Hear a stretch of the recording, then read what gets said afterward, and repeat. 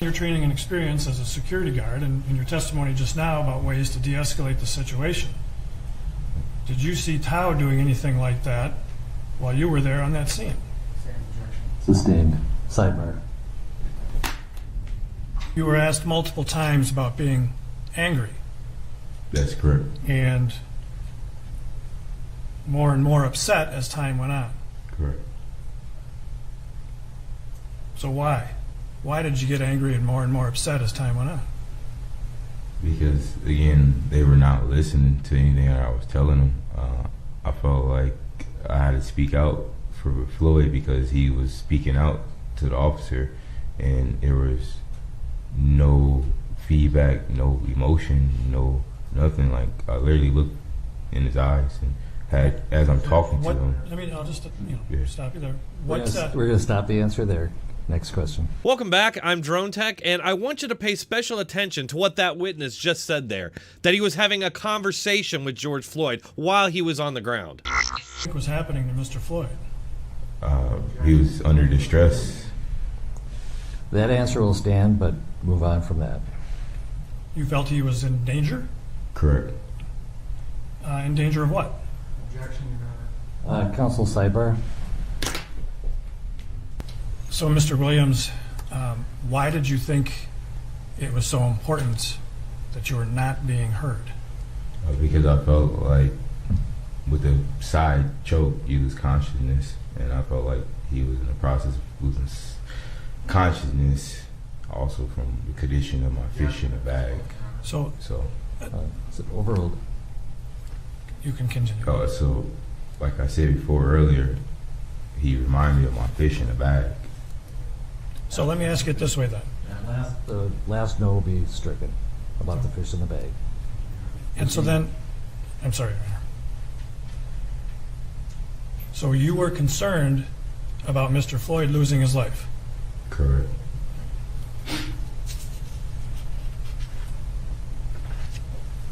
I have nothing further, Your Honor. Very good.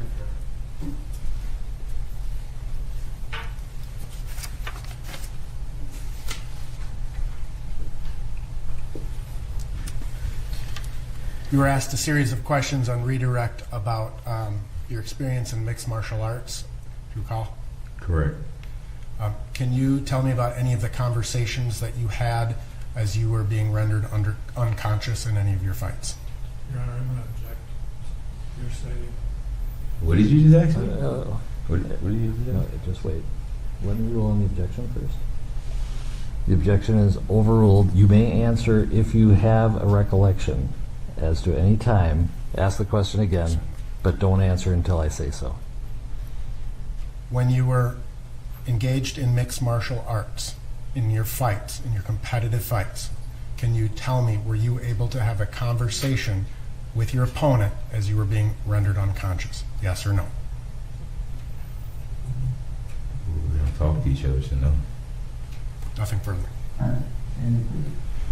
All right, so you'll notice that the defense asked the witness, who is an MMA fighter, whether he has conversations with his opponents when he's choking them out. And he's obviously asking this because, as we know, a person who is being choked out, who can't breathe, isn't going to be able to talk. And that leads to the prosecution owning themselves.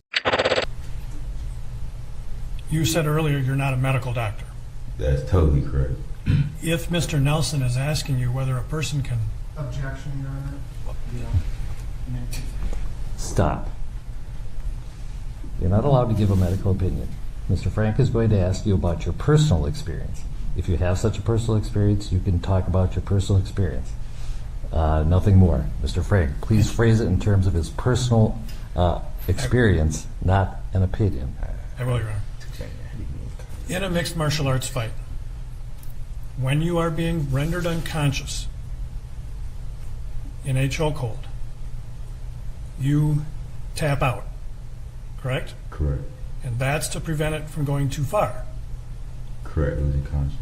And the tap out is the communication you use to your opponent to say, hey, let up. That is correct. And your opponent has to follow that communication. That's correct. That's the rules of the fight. That's the rules of the fight. And so when you tap out, They know it's done, and it stops. Correct. And only time you can verbally. I have nothing further, Your Honor. Mr. Williams, you are excused. Thank you.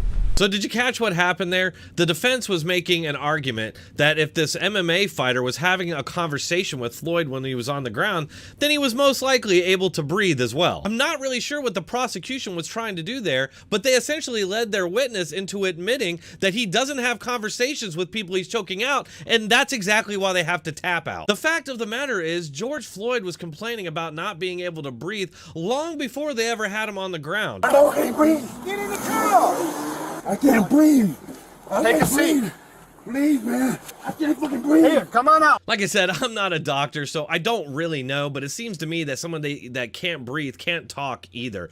And as we know, he was yelling, screaming, and having conversations with people around him. Some major self-ownage by the prosecution there. That's all I have for this one, so please just hit that like button, share, and subscribe, and I'll see you all next video.